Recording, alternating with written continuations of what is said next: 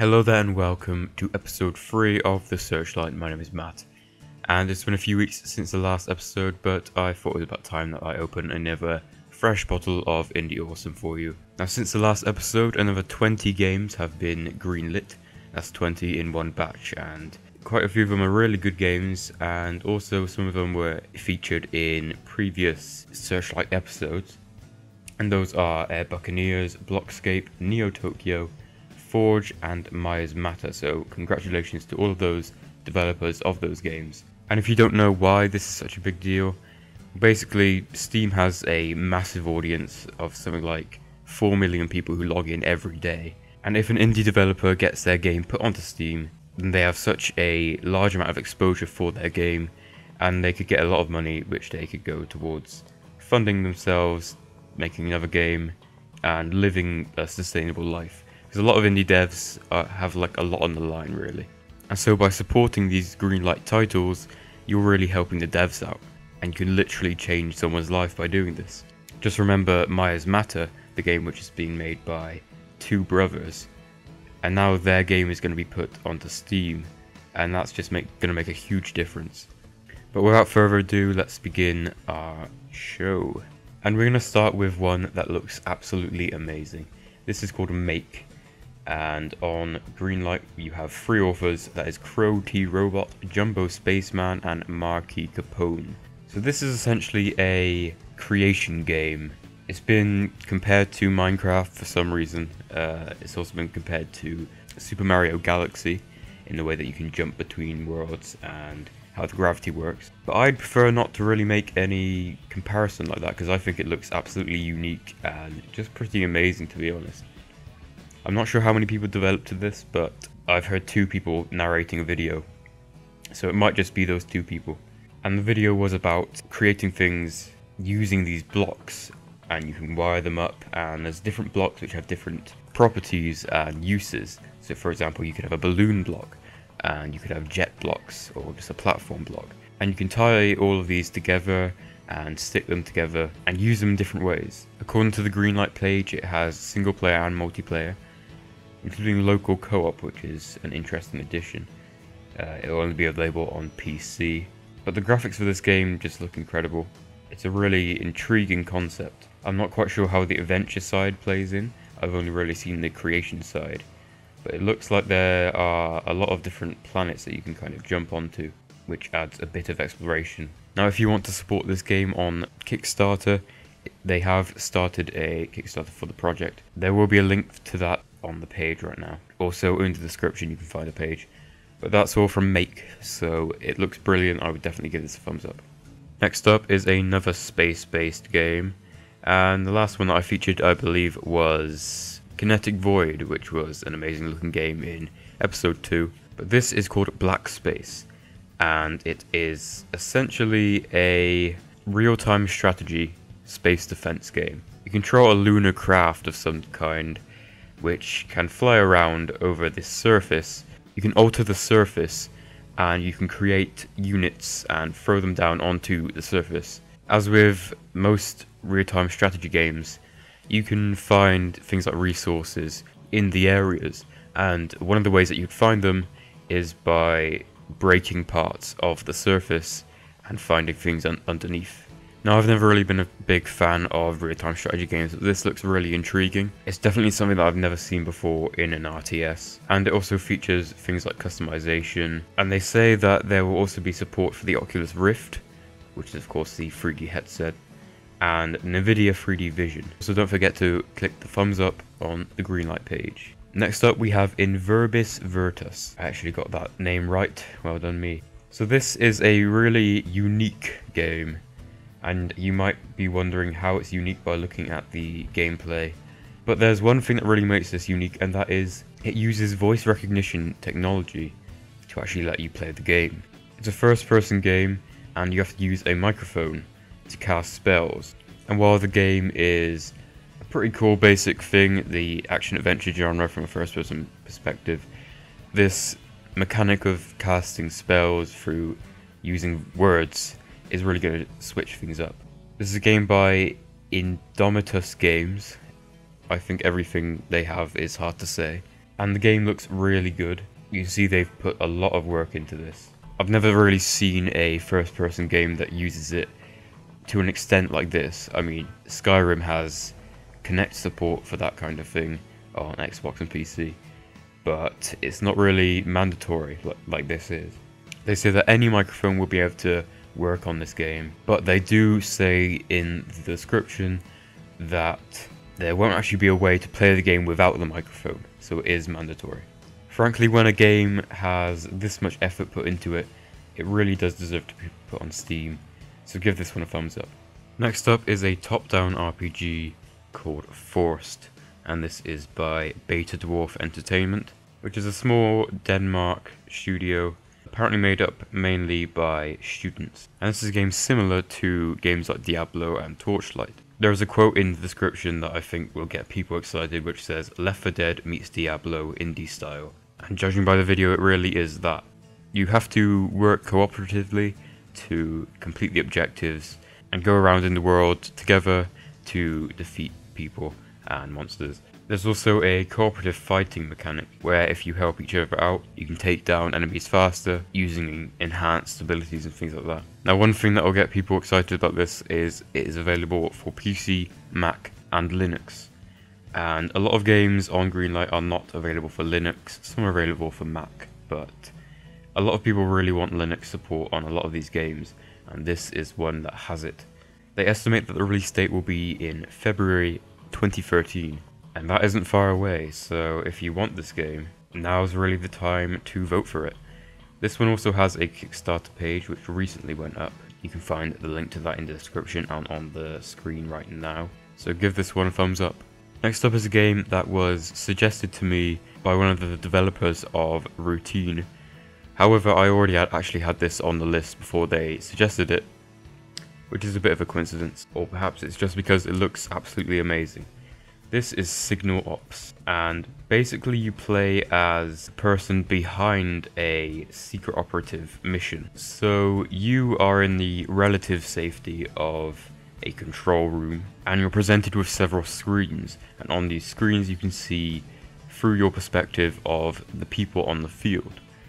And you can control these people individually in order to get your job done.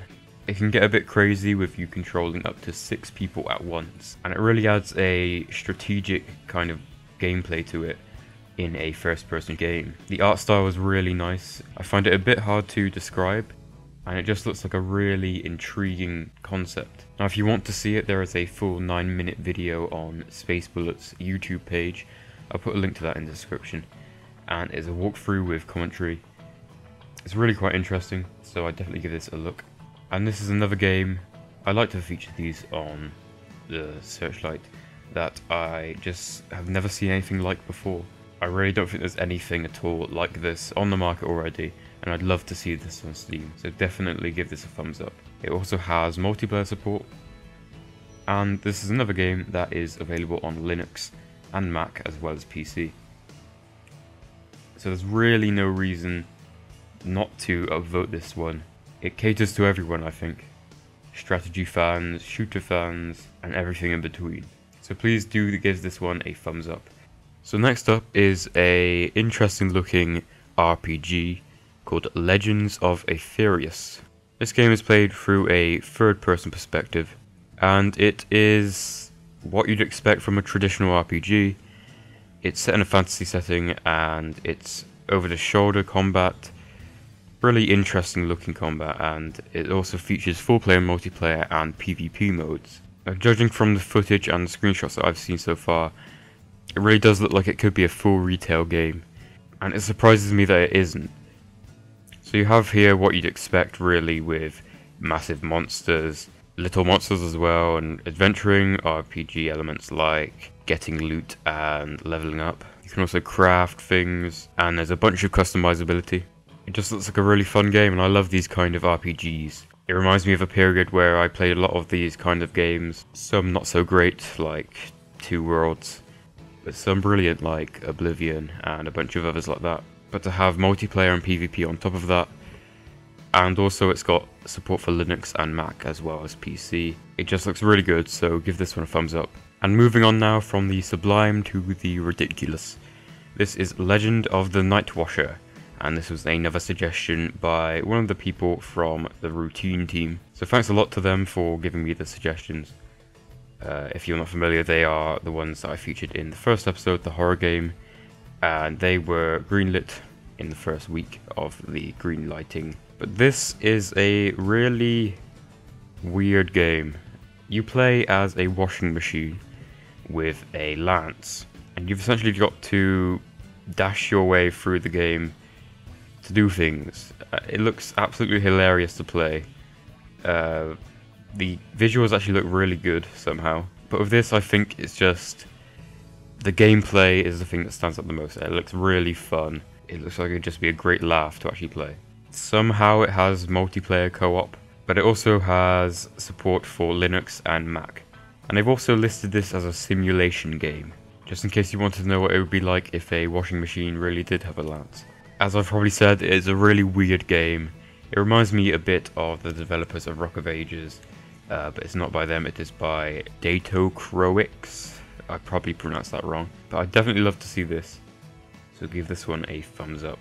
Next up is one for all you tabletop fans.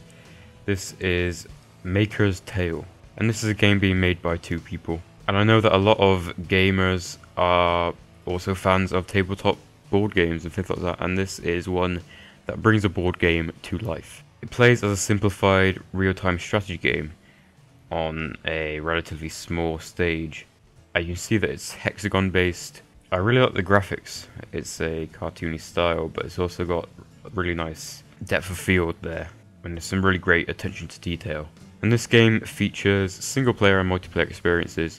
Of course, with something like this, where it is a tabletop board game, you'll really want to play online multiplayer, and it gives you that option. So you play as a boy called Maker, that's why it's called Maker's Tale. The story is apparently non-linear, and you play matches in a single player campaign, and you can build upon the environment that you're playing on as you play through the game. So as I've said, it is essentially a board game brought to life on your screen, and I know that that can really appeal to a lot of people, and it'll be a great multiplayer game to play, and I see no reason why this shouldn't be on Steam. So go ahead and give this a thumbs up in the description. Next up is Exoplanet First Contact by False 3D, and this is a third-person shooter set in a western sci-fi fantasy setting, and it's really another game that has big budget quality made by a relatively small studio. There's tons of creativity put into this. They've made their own world called Catharsis, and you play as a guy called Jack Sharp, who has apparently lost his starship and was enslaved by criminals.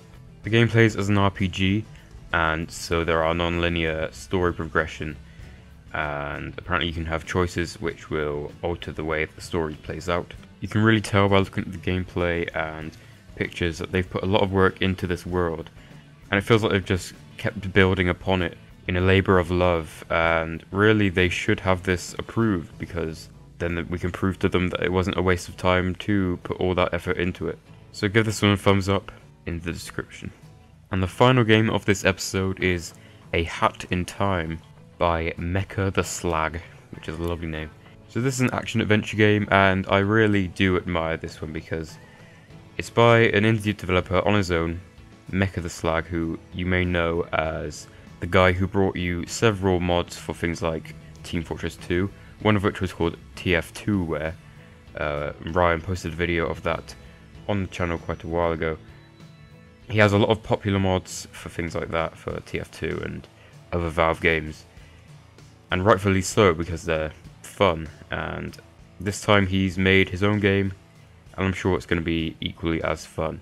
The visuals are quite similar to Zelda The Wind Waker and the other games in the Zelda series that have that aesthetic, and it really looks like a lot of fun. It also reminds me of old games I used to play when I was younger, like Croc, Gex the Gecko, Spyro, those kind of open action-adventure games. And I'd love to have another game that takes me back to those days. Another really good reason to upvote this game is the developer promises that it will be released in Q2 of 2013.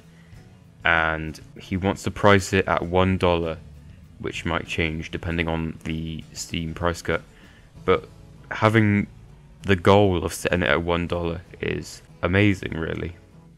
He wants everyone to play this, obviously, and obviously he needs to support himself with the money for all this time that he's taken to make the game, but I just find that incredible that he's priced it so low already. He says it'll be a solid 5 hours, and I really respect that for him. So really do give this one a thumbs up in the description. It's going to be available on PC and Mac, so give it a thumbs up in the description. So those are the 10 games of episode 3. I hope you've enjoyed them. I hope you found some really awesome games in this episode. Now, I've received quite a lot of thanks from developers over the past few weeks, and I'd just like to say I really do appreciate it when they watch these videos, and I'm glad that these videos are getting some attention because it really means that some of these developers can have a bit more of a chance, and even if it is just a few hundred more votes, at least it is something. By all means, keep sending your suggestions in over Twitter and in the comments, and they may appear in a future episode. But that is all from me today, so thanks for watching. Please like, favourite and subscribe for more like this, and I will see you next time.